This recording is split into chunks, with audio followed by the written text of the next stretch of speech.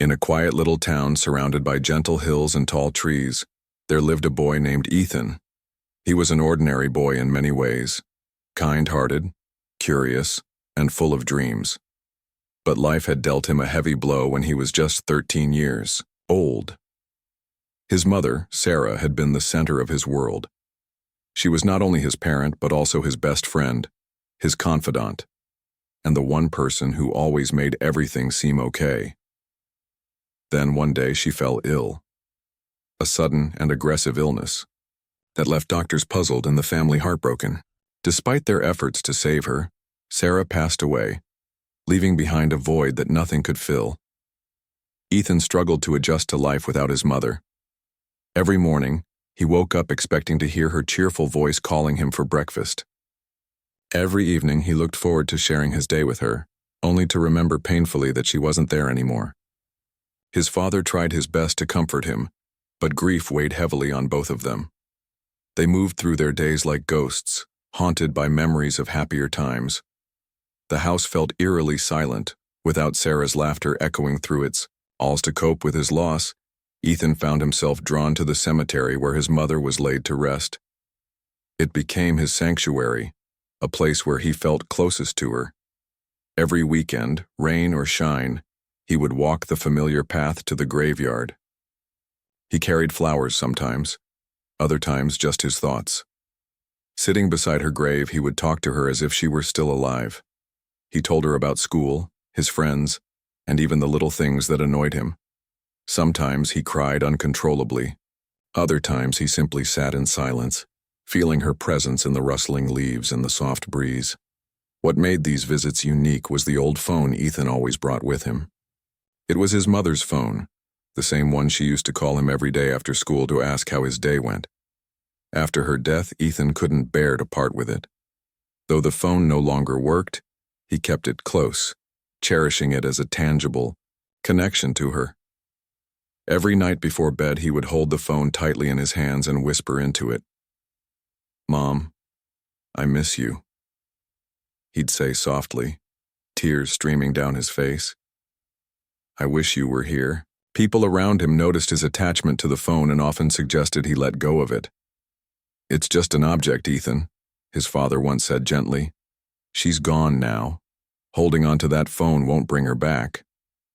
But Ethan shook, his head stubbornly. To him, the phone wasn't just an object, it was a lifeline to his mother. Deep down, he believed that somehow, somewhere, she could still hear him. Maybe she was watching over him, listening to his words and comforting him from afar. As weeks turned into months, Ethan's routine remained unchanged. School, home, and the cemetery became the 3 points of his life's triangle. At school, he tried to act normal, laughing at jokes and participating in class discussions. But his classmates could see the sadness in his eyes. They didn't push him to talk about it, respecting his quiet grief. Only Mia, his closest friend since childhood, dared to ask him how he was doing. "Do you think it helps?" she asked one afternoon as they walked home together. Talking to her like that? Ethan hesitated before answering. "I don't know," he admitted, "but it makes me feel better, like she's still here, you know? Even if it's just in my head." Mia nodded understandingly. She didn't fully grasp what Ethan was going through, but she supported him. Nonetheless, their friendship became a source of strength for Ethan during those difficult months. Still, no matter how much Mia cared for him, she couldn't replace the bond he had shared with his mother. One particular Saturday stood out among all the others. As Ethan approached the cemetery, the sky above was overcast, casting a gray hue over everything. The air smelled of damp earth and freshly cut grass. He placed a bouquet of wildflowers on his mother's grave and sat down cross-legged, clutching the phone in his lap. That day he spoke more than usual, pouring out his heart in a way he hadn't done before. "I got an A on my math test, Mom," he began, managing a small smile. "Remember how you always helped me study? I wish you could have seen it. And, guess what? Mr. Thompson said I might have a chance to join the science club next semester. You'd be proud of me, wouldn't you?" He paused, brushing away a tear that slipped down his cheek. "But it's hard without you. Dad tries, but he's sad too. We're both stuck, aren't we?" I keep waiting for things to get easier, but they don't. I just want to hear your voice again." For a moment, the wind picked up, swirling around him. Ethan closed his eyes, imagining his mother standing beside him, wrapping her arms around him like she used to. When he opened, his eyes' reality hit him once more. He was alone. Yet something inside him refused to give up hope. He clutched the phone tighter, whispering, "If you can hear me, please let me know, please." Little did Ethan know, his plea would soon be answered, but not in the way he expected. What started as a simple ritual of visiting his mother's grave and speaking to her through the broken phone would lead him down a path filled with mystery, danger, and unimaginable revelations. For now, though, he remained unaware of the extraordinary journey awaiting him. All he knew was that he needed his mother more than ever, and somehow, deep in his heart, he believed she hadn't truly left him. As the days turned into weeks, Ethan's life continued to revolve around his quiet routine. School, home, and the cemetery remained the three constants in his world. But something inside him was changing. The longing he felt for his mother grew, stronger with each passing day. It wasn't just sadness, it was a deep yearning, an ache that never seemed to fade. He clung to the hope that somehow, somewhere, she could still hear him. That belief kept him going. One evening, as Ethan sat alone in his room, he held her old phone in his hands. The device was worn and scratched from years of use, its screen cracked in one corner. It hadn't worked since her passing, yet Ethan couldn't bring himself to part with it. To him, it was more than just a piece of technology. It was a connection to his mother, a tangible reminder of her voice, her laughter, and the countless conversations they'd shared. That night, as he stared at the phone, something strange happened. At first, he thought it was his imagination, a trick of the dim light in his room. But then he saw it again, the faintest flicker on the phone's dark screen. His heart skipped a beat. Could it be possible? Was the phone turning on? Ethan leaned forward, his eyes wide with disbelief. The flickering stopped almost as quickly as it had started, leaving him unsure if he'd really seen it. He shook the phone gently, tapped its surface, and even pressed the power button, but nothing happened. Just as he was about to dismiss it as a fleeting glitch, the phone vibrated ever so slightly in his hand. The sensation sent a jolt through his body. He nearly dropped the phone in shock. "What's happening?" he whispered aloud, his voice trembling. He glanced around his room, half expecting someone to jump out and tell him it was all a prank, but no one was there. He was completely alone. Over the next few days, the strange occurrences continued. Each time Ethan picked up the phone, it would act unpredictably. Sometimes the screen would light up briefly, displaying fragments of text messages that didn't make sense. One message read, "Ethan, don't give up." Another simply said, "I'm here." These cryptic words filled him with both hope and fear. They sounded exactly like something his mother would say, but how could that be? At first, Ethan tried to rationalize what was happening. Maybe the phone's battery had somehow retained a small charge after all this time, causing random glitches. Or perhaps it was picking up signals from nearby devices, creating these eerie messages. But deep down, he knew none of those explanations felt right. There was something more to it, something he couldn't quite put into words. Determined to understand, Ethan began experimenting with the phone.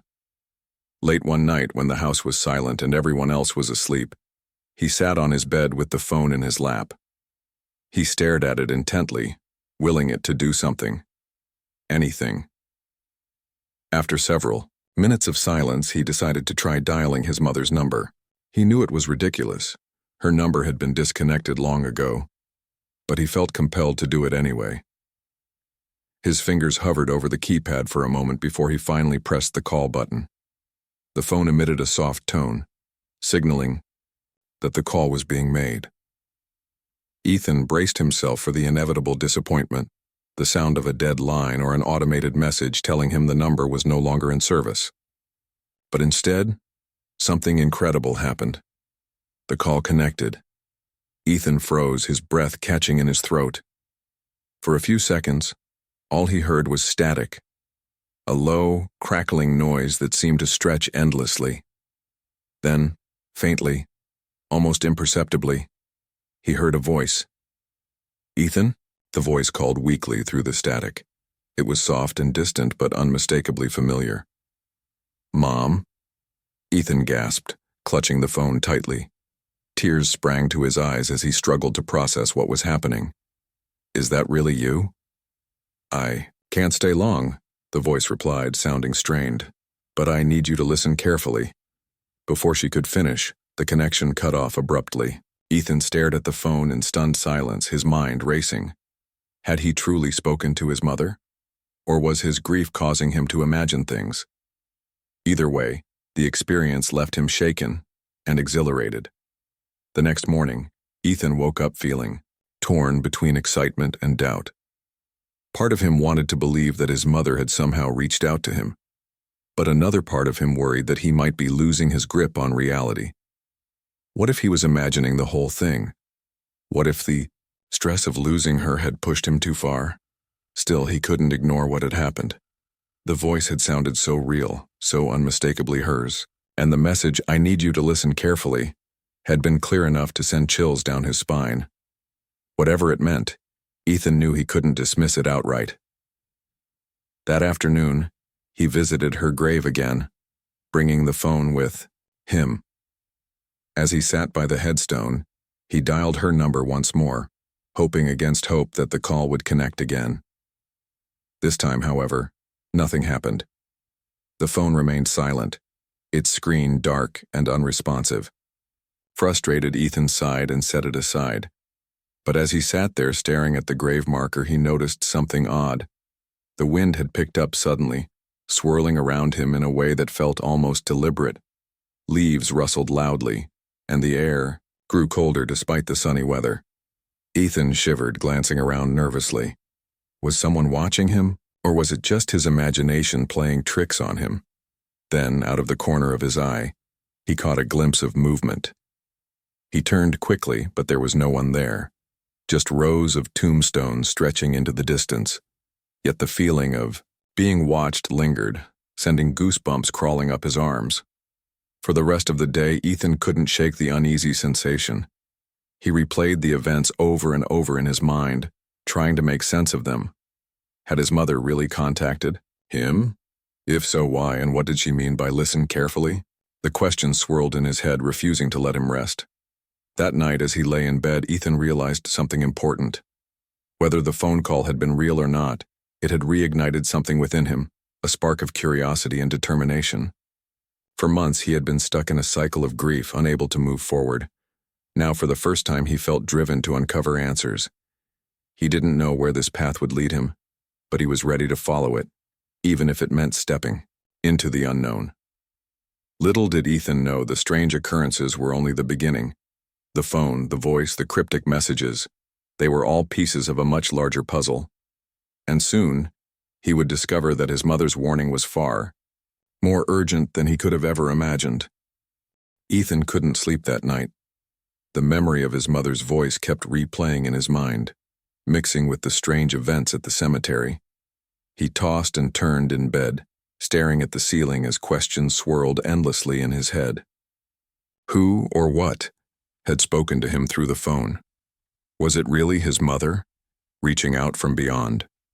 Or was his grief playing tricks on him? Regardless of the answer, one thing was certain. Something unusual was happening, and Ethan needed to find out why. The next morning, he woke up feeling restless. His father had already left for work, and the house was quiet except for the faint hum of the refrigerator downstairs. Ethan sat on the edge of his bed, clutching the old phone tightly in his hands. It looked ordinary enough, a cracked screen, worn-out buttons, and a faded case. But now it felt like a key to unlocking a mystery he didn't fully understand. He decided to test the phone again just to see if anything would happen. Sitting cross-legged on his bedroom floor, he dialed his mother's number once more. At first, nothing occurred. The phone remained silent, its screen dark and unresponsive. But then, after several tense moments, it vibrated weakly in his hand. Ethan's heart raced as he brought the device closer to his ear. This time the connection was clearer. The static wasn't as overwhelming, and the voice on the other end sounded stronger than before. "Ethan?" His mother's voice called, softly, tinged with urgency. "Are you there?" "Yes, Mom," Ethan exclaimed, tears welling up in his eyes. "I'm here. What's going on? How are you doing this?" "I don't have much time," she replied quickly, her tone serious. "There are things you need to know, things I couldn't tell you before." "Tell me what?" Ethan asked, gripping the phone so tightly his knuckles turned white. "Why can't you stay longer? Please, Mom, explain." Her voice grew softer, almost hesitant. "It's dangerous, Ethan. There are people. They're watching you. You have to be careful." "Watching? Me?" Ethan repeated, confusion washing over him. "What do you mean? Who's watching me?" Before she could answer, the line began to crackle again, growing louder until her voice became nearly inaudible. "Trust your instincts," she whispered, urgently. "And whatever you do, don't let them find out." The call ended abruptly, leaving Ethan sitting in stunned silence. His mind raced as he tried to process what she had said. People were watching him? Why? And how could he trust his instincts when he didn't even know what danger he was supposed to be avoiding? Over the next few days, Ethan became increasingly paranoid. Everywhere he went, he felt as though someone was following him. At school, he caught glimpses of unfamiliar faces lingering near the hallways. On his way home, he noticed cars driving slowly past him, their occupants glancing in his direction. Even at the cemetery, where he usually felt safest, he sensed eyes watching him from the shadows. At first, Ethan dismissed these feelings as paranoia brought on by his conversation with his mother, or whoever it was on the other end of the phone. But the more he thought about it, the more convinced he became that something was truly wrong. His mother's warning echoed in his mind. They're watching you. Who were they? And what did they want from him? Determined to uncover answers, Ethan decided to investigate further. He started by going through his mother's belongings, searching for anything that might shed light on her cryptic message. In the attic, he found an old cardboard box filled with her personal items, photos, letters, and notebooks. As he sifted through the contents, one item caught his attention, a small laptop tucked away beneath a stack of papers. Ethan hadn't seen the laptop since his mother's passing. It was dusty and slightly battered, but it still worked. After charging it overnight, he powered it on and discovered that it required a password to access its files. Frustrated but undeterred, Ethan tried various combinations of his mother's favorite words and dates. Finally, after several failed attempts, he typed in his own birthday, and the screen unlocked. What he found inside shocked him. The laptop contained dozens of documents, photos, and emails, all related to some kind of investigation. There were notes about prominent figures in their town, including local politicians, business owners, and law enforcement officials. Some of the files included incriminating evidence of illegal activities, bribery, corruption, money laundering, and worse. It seemed his mother had been digging into something far bigger and far more dangerous than Ethan could have imagined. As he scrolled through the files, pieces of the puzzle began to fall into place. His mother must have uncovered something significant, something that put her in grave danger. Could her sudden illness have been linked to this investigation? Had someone silenced her to protect their secrets? The thought sent a chill down Ethan's spine. But the most alarming discovery came when he stumbled upon a folder labeled Ethan's Safety Plan. Inside were detailed instructions and precautions his mother had written in case something happened to her. She had anticipated the possibility of being targeted and had prepared accordingly. One note read, "If I'm not around, Ethan will need help understanding the truth. Make sure he knows who to trust." The realization hit Ethan like a punch, to the gut. His mother hadn't just been investigating corruption, she had been trying to protect him. Whatever danger she had faced, it hadn't ended with her death. Instead, it had shifted onto him. That evening, as Ethan sat alone in his room, he felt a mix of emotions: fear, anger, and determination. Fear because he now understood the gravity of the situation. Anger because someone had taken his mother away from him. And determination because he knew he couldn't let her efforts go to waste. If she had risked everything to expose the truth, then he owed it to her to finish what she started. He decided to reach out to Mia, his best friend. Though he had kept the phone calls and the investigation a secret until now, he knew he couldn't handle this alone. Mia had always been loyal and supportive, and he trusted her completely. When he told her about the strange occurrences and the files he had found, she listened intently, her expression growing more serious with each word. "This is insane," Mia said finally, shaking her head. "Do you think it's connected to her death?" "I don't know," Ethan admitted. "But I think we're dealing with something bigger than we realize. And if Mom was right, we might be in danger too." Mia nodded, her usual cheerful demeanor replaced by steely resolve. "Then we need to figure this out together, but we have to be smart about it. No reckless moves, okay?" Ethan agreed. They spent hours poring over the files, piecing together clues and making plans. By the time they finished, they had a clearer idea of what they were up against, but also a greater sense of unease. Whoever was involved in this conspiracy was powerful, and they wouldn't hesitate to eliminate anyone who got in their way. That night, as Ethan lay in bed, he thought about his mother's voice on the phone. Her warnings, her instructions, her love, it all made sense now. She had been guiding him, preparing him for this moment. Though he still didn't fully understand how she had managed to contact him, he knew one thing for sure. She was counting on him to carry the torch. Little did Ethan know, the danger was closer than he realized. Unbeknownst to him, someone had already taken notice of his actions. Shadows moved silently in the background, watching and waiting. The game was far from over, and the stakes were higher than ever. For Ethan, the journey ahead would test his courage, his loyalty, and his belief in the impossible. But one thing was certain: he wouldn't give up. Not while his mother's voice still echoed in his heart.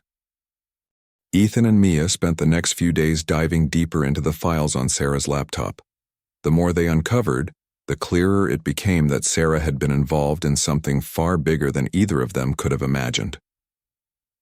Her notes were meticulous, pages upon pages of observations, dates, names, and even photographs.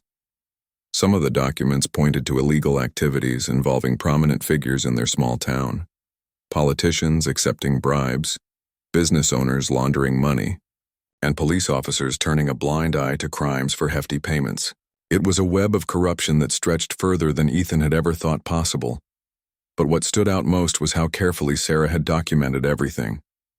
She hadn't just gathered evidence. She had created a roadmap, a way to expose the truth without putting herself directly in harm's way, or so she had hoped. One folder labeled Emergency Contacts contained a list of people Sarah trusted, along with instructions on how to contact them if anything happened to her. At the top of the list was someone named Rachel Harper, described as an investigative journalist who lived in the city. "This has to mean something," Ethan said as he showed Mia the entry. "If Mom trusted her, maybe we can too." Mia nodded thoughtfully. "It's worth reaching out, but we need to be careful. We don't know who else might be watching us." They decided to draft a coded email to Rachel Harper, using vague language to avoid raising suspicion. They introduced themselves as Sarah's children, though Ethan was technically her only child, and mentioned that they had found important information about ongoing investigations. They didn't reveal too much, fearing that someone might intercept the message. Instead, they asked Rachel to meet them at a neutral location, the old library downtown, to discuss matters further. After sending the email, Ethan and Mia waited anxiously for a response. Days passed, and just when they began to worry that Rachel wouldn't reply, an email finally appeared in their inbox. It was brief and cautious, written in the same cryptic tone they had used. Rachel agreed to meet them, but insisted on strict precautions: no phones, no cameras, and no unnecessary risks. She also requested that they bring proof of Sarah's findings, something tangible to verify their claims. The day of the meeting arrived, and Ethan felt a mix of excitement and dread. He carried a USB drive containing copies of the most incriminating files from Sarah's laptop, while Mia brought a notebook filled with handwritten summaries of the key points. Together, they walked to the library, scanning their surroundings constantly for signs of trouble. Every car that drove past, every person who glanced their way, it all made Ethan's heart race faster. When they entered the library, they spotted Rachel immediately. She was seated at a corner table, her sharp eyes scanning the room like a hawk. With her short brown hair, leather jacket, and confident demeanor, she looked nothing like the reporters Ethan had seen on TV. She gestured for them to sit, her expression serious. "You must be Ethan," she said quietly after they settled into their seats. "And you're Mia," Mia replied, offering a polite smile. "I'm his friend." Rachel nodded before leaning closer, lowering her voice. "You said you have something related to Sarah's work. Show me." Ethan handed over the USB drive, which Rachel plugged into her laptop. As she scrolled through the files, her eyebrows furrowed deeper with each passing second. Finally, she looked up, her face pale. "This is incredible and dangerous. Do you understand what you're dealing with here?" "We think so," Ethan said hesitantly. "Our mom, she was trying to expose these people. But then she got sick and—" Rachel interrupted him gently. "Sarah didn't get sick by accident. I warned her months ago to back off, but she refused. She believed exposing this conspiracy would save lives. Unfortunately, it cost her everything." Her words hit Ethan like a punch to the gut. He had suspected as much, but hearing it confirmed sent waves of anger and sadness crashing over him. "Who did this to her?" he demanded, his voice trembling. "I don't know," Rachel admitted. "These people operate in shadows. They cover their tracks well. But if you're determined to continue her work, you need to be smarter and safer than she was." For the next hour, Rachel explained the scope of the investigation. The corruption wasn't limited to their town. It extended across multiple cities and involved high-ranking officials. Sarah had been gathering evidence for years, slowly building a case strong enough to take them down. But her efforts had attracted attention, and now Ethan and Mia were likely being watched as well. As they left the library, Ethan felt overwhelmed. On one hand, he was grateful for Rachel's guidance. On the other, the weight of responsibility pressed heavily on his shoulders. His mother had risked everything for justice, and now it was up to him to finish what she started. That night, Ethan lay awake, staring at the ceiling. Despite the danger looming over him, he couldn't shake the feeling that his mother was still guiding him. Her voice echoed in his mind, not just from the phone call, but from memories of her advice and encouragement.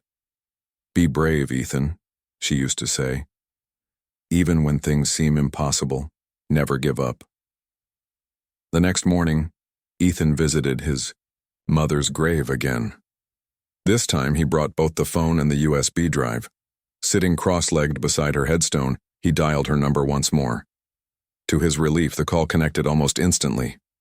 "Mom?" he whispered, clutching the phone tightly. "I need your help." Her voice came through faintly, tinged with urgency. "Ethan, listen to me. You're running out of time."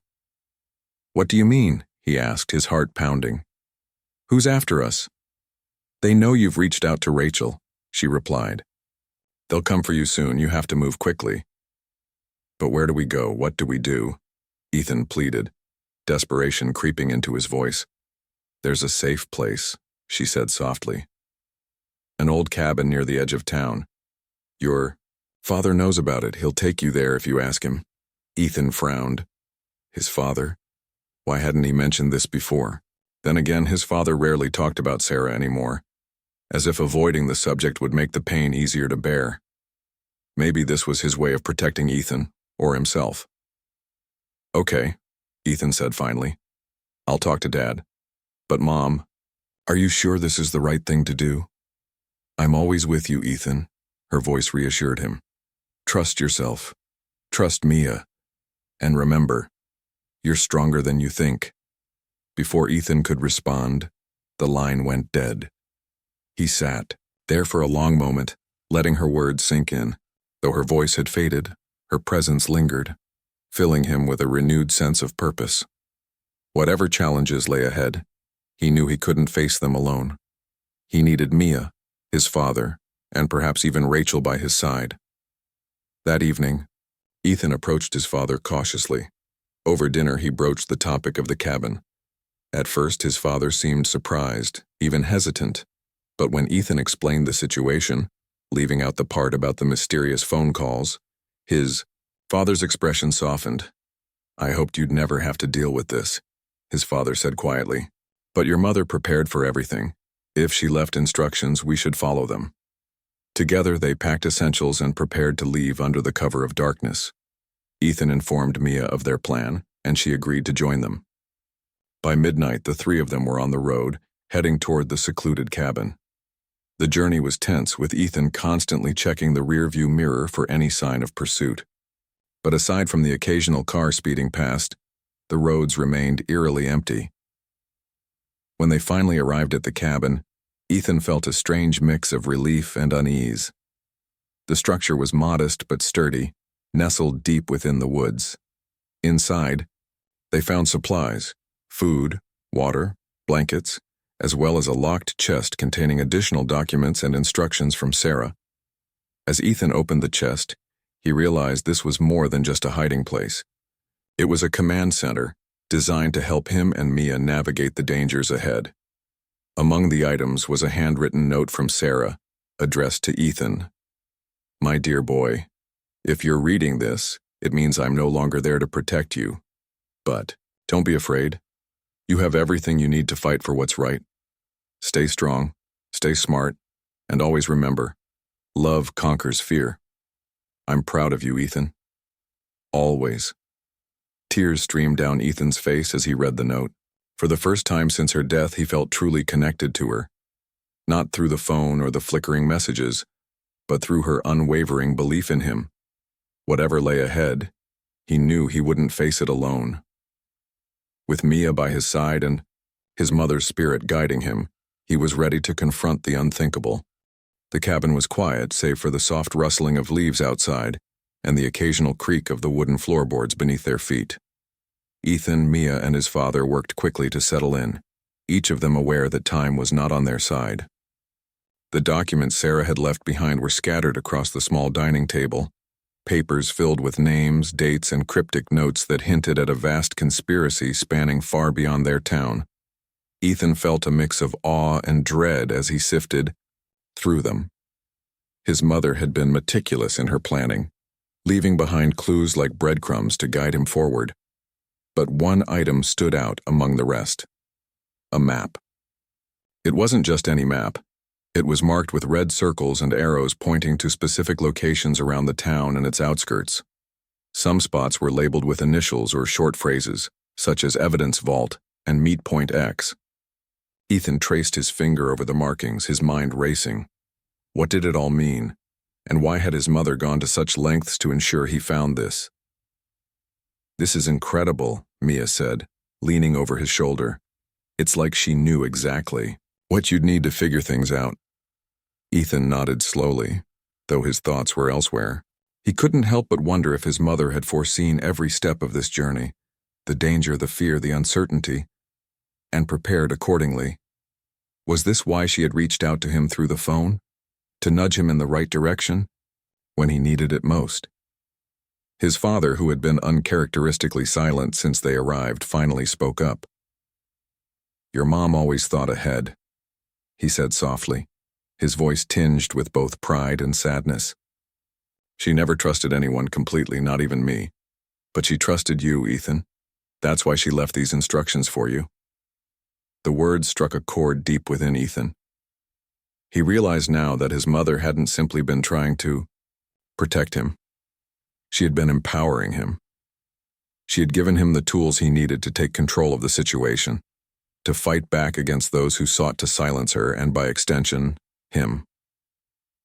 As they continued examining the contents of the chest, Ethan noticed something tucked into the corner, a small weathered journal.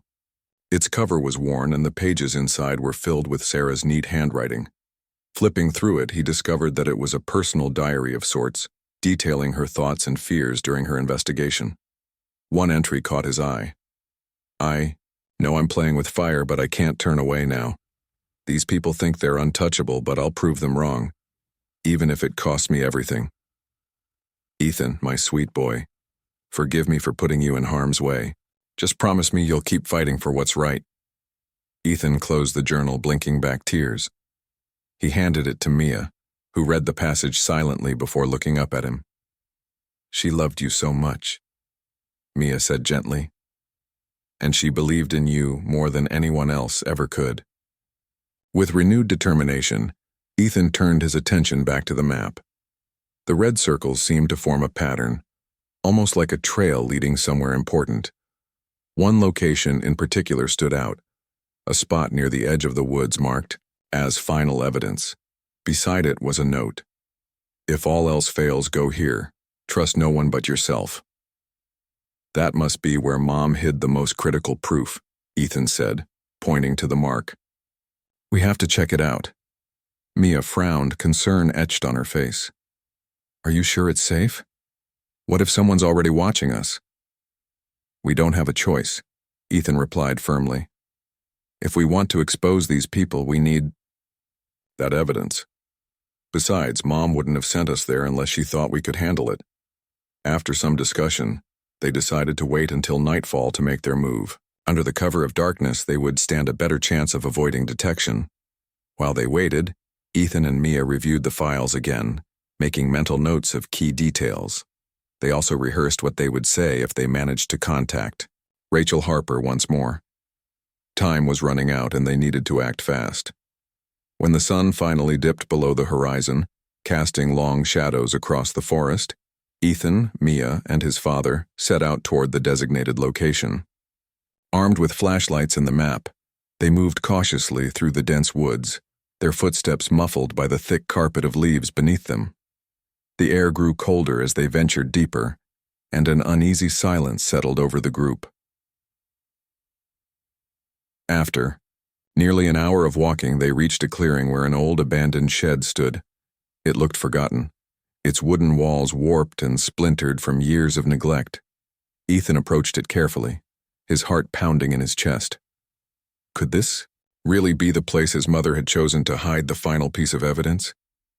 Inside, the shed was cluttered with broken tools and cobwebs. But in the far corner, partially hidden beneath a pile of old blankets, was a metal lockbox. Ethan knelt down and pried it open, revealing stacks of documents, photographs, and digital storage devices. Among them was a handwritten letter addressed to him. Ethan, if you found this, then you've done exactly what I hoped you would. Inside this box is everything you need to bring these criminals to justice.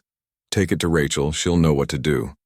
Remember, trust your instincts and never let fear stop you. I'm proud of you, my brave boy. Ethan clutched the letter, tightly, his eyes stinging with tears. For the first time, he felt truly ready to carry the torch his mother had passed to him. Together, he and Mia packed the evidence into their bags and prepared to leave the shed. But as they stepped back into the clearing, disaster struck. Headlights pierced through the trees, illuminating the area in blinding white light. A car screeched to a halt nearby, and several figures emerged, their faces obscured by masks. One of them shouted, "Don't move!" Ethan froze, his mind racing. How had they been found? Had someone tipped them off? Before he could react, his father stepped forward, shielding him and Mia with his body. "You're not taking them," his father growled, his voice steady despite the obvious danger. The masked figures advanced, closing the gap between them. Ethan glanced at Mia, panic rising in his chest. They were trapped, outnumbered, and outgunned. There was no way out, or so it seemed. Then, recalling his mother's words, Ethan made a split-second decision. Grabbing Mia's hand, he whispered, "Run!" Without waiting for her response, he bolted into the woods, dragging her along with him. Behind them, shouts erupted as the figures gave chase. Branches whipped at their faces and roots threatened to trip them, but they pushed forward, driven by sheer adrenaline. Ethan's father stayed behind, buying them precious seconds to escape. As they ran, Ethan remembered the map. There was another marked location nearby, a secluded path that led to a hidden tunnel. If they could reach it, they might stand a chance of losing their pursuers. Guided by the dim glow of their flashlight, they veered off the main trail and plunged deeper into the forest. Their lungs burned and their legs ached, but they didn't dare slow down. Finally, they stumbled upon the entrance to the tunnel, a narrow opening partially concealed by bushes.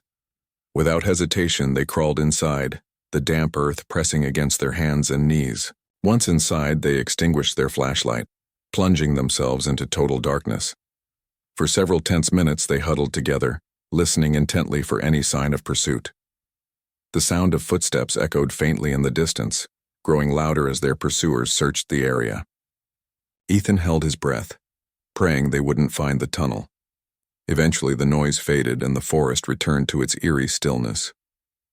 Exhausted but alive, Ethan and Mia emerged from the tunnel, blinking in the pale moonlight. They were battered and bruised, but they had survived for now. "We made it," Mia whispered, her voice trembling with relief. Ethan nodded, clutching the bag containing the evidence tightly. "Yeah, but this isn't over yet. We still have to get this to Rachel." Though they had escaped immediate danger, Ethan knew the road ahead would be fraught with challenges. The people chasing them wouldn't give up easily, and every step they took brought them closer to uncovering the truth and facing the unthinkable consequences that came with it. But with his mother's courage guiding him and Mia by his side, Ethan was determined to see it through. Whatever happened next, he vowed to honor his mother's legacy and to fight for justice no matter the cost. Ethan and Mia emerged from the tunnel, their bodies exhausted but their spirits unbroken. The cool night air felt like a balm on their bruised skin, and for a moment, they allowed themselves to catch their breath. But the relief was fleeting. They knew the people chasing them wouldn't stop until they silenced anyone who posed a threat to their secrets. Every second counted now. "We need to get to Rachel," Ethan said firmly, his voice steady despite the chaos swirling around them. "She's our only chance." Mia nodded in agreement, though her face betrayed her fear. But how? "They'll be looking for us everywhere by now," Ethan thought quickly. His mother had always been resourceful, and she had prepared him well. He remembered one of the notes in the map. "If all else fails, go to the lighthouse." It was a location marked far from town, isolated and difficult to reach, a perfect place to regroup and plan their next move. "The lighthouse," Ethan said after a pause. "Mom mentioned it in the map. If we can get there, we might stand a chance." Mia didn't hesitate. "Then let's go." They moved cautiously through the woods, sticking to the shadows and avoiding open spaces where they could be spotted. The journey was grueling, their legs heavy with fatigue and their minds clouded with worry. What if they were walking into another trap? What if the people hunting them had already anticipated their moves? Despite the doubts gnawing at them, they pressed on, driven by the memory of Sarah, the woman who had risked everything to expose the truth. When they finally reached the lighthouse, dawn was breaking over the horizon, painting the sky in hues of orange and pink. The structure stood tall and weathered, its walls battered by years of wind and rain. It looked abandoned, but Ethan trusted his mother's instincts. She wouldn't have sent them here unless it held significance. Inside, they found a small room hidden beneath a loose floorboard. Inside the compartment was a stash of supplies, food, water, blankets, and most importantly, a secure laptop preloaded with encrypted files. Among the documents was a detailed plan outlining exactly how to present the evidence to authorities without risking exposure. Sarah had thought of everything. "This is it," Ethan whispered, his hands trembling as he scrolled through the files. "This is what Mom wanted us to find." Mia stared at the screen, her eyes wide with awe. "She really did prepare for everything, didn't she?" Ethan nodded, tears welling up in his eyes. "She never stopped fighting, not even when she knew it would cost her life." With renewed determination, they used the laptop to contact Rachel Harper. This time, they included copies of the evidence along with a message explaining their situation. Within hours, Rachel responded, promising to meet them at a safe location outside the city. She assured them that she had connections within law enforcement who could help bring the conspiracy to light, but only if they acted fast. The meeting point was an old diner on the outskirts of town, far enough to avoid detection, yet close enough to make a quick escape if needed. Ethan and Mia arrived just as the sun began to set, their nerves stretched taut. Rachel was already there, seated in a corner booth with a steaming cup of coffee in front of her. Her sharp eyes scanned the room constantly, alert for any signs of danger. "You made it," she said as they slid into the booth across from her. "I wasn't sure you'd pull it off." "We didn't have much choice," Ethan replied, sliding the USB drive across the table. "Everything's on here, the names, the crimes, the proof, it's all real." Rachel examined the drive briefly before nodding. "Good work. Now comes the hard part. We need to get this information to the right people powerful enough to take these criminals down." Over the next few days, Rachel worked tirelessly to coordinate with trusted allies in law enforcement and journalism. Using secure channels, she leaked portions of the evidence to major news outlets while simultaneously filing official reports with federal investigators. The response was swift and overwhelming. Within a week, arrests were made, and the entire town was abuzz with shock and disbelief. Prominent figures who had once seemed untouchable were now facing charges for corruption, bribery, and worse. For Ethan, the victory was bittersweet. While justice was finally being served, the cost had been immense. His mother's death still weighed heavily on his heart, and the scars of the past few weeks would take time to heal. Yet he couldn't deny the sense of pride he felt knowing that he had honored her legacy. She had fought for the truth, and so had he. One evening, as Ethan stood by his mother's grave, he held her old phone in his hand. For the first time in weeks, he dialed her number, not because he expected a response, but because he wanted to say goodbye. The call didn't connect this time, and Ethan smiled softly, feeling a strange sense of peace wash over him. "Thank you, Mom," he whispered, his voice thick with emotion. "You did it. We did it." Behind him, Mia placed a comforting hand on his shoulder. "She's proud of you, Ethan. You should be proud of yourself, too." As the sun dipped below the horizon, casting long shadows across the cemetery, Ethan realized something important. His mother hadn't just given him the tools to fight for justice, she had taught him resilience, courage, and the power of hope. Even though she was gone, her love and guidance would stay with him forever. In the weeks that followed, life in the small town began to change. People spoke openly about the corruption that had plagued their community for years, vowing to rebuild trust and accountability. Ethan returned to school where his classmates greeted him with newfound respect. Though he remained humble, he carried himself with quiet confidence, knowing that he had faced unimaginable challenges and emerged stronger. His father, too, began to heal. The shared ordeal had brought them closer together, allowing them to talk openly about Sarah for the first time since her passing. Together they visited her grave often, finding solace in each other's company. As for the phone, Ethan kept it tucked safely away in a drawer. It no longer lit up or vibrated, but he didn't need it to feel connected to his mother. Her presence lived on in his memories, in the lessons she had taught him, and in the justice she had helped him achieve.